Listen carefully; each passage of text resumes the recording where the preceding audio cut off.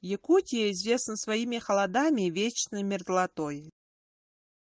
Здесь добывают алмазы и золото, но ценнее всего это люди. Талантливые люди продвигают самобытную якутскую культуру на всероссийских международных конкурсах, фестивалях и выставках. Еще в 1957 году ансамбль Агорын-Күйте под руководством Сергея Афанасьевича Зверева-Кылуола первым познакомил мир с якутским танцем, и поэтому его признают основоположником якутского сценического танца.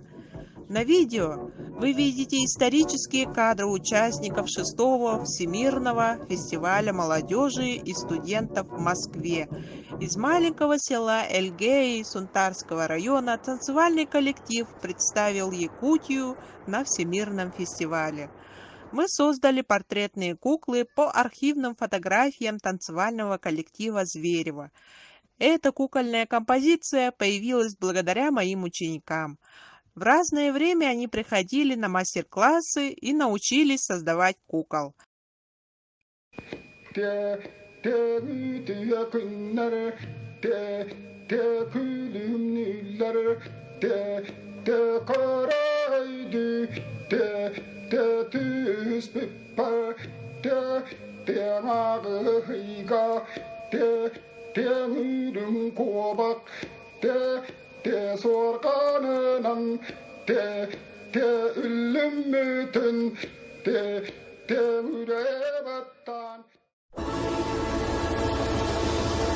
Мы рады представить вашему вниманию композицию Агорын-Күйте, что в переводе означает «танец узоров».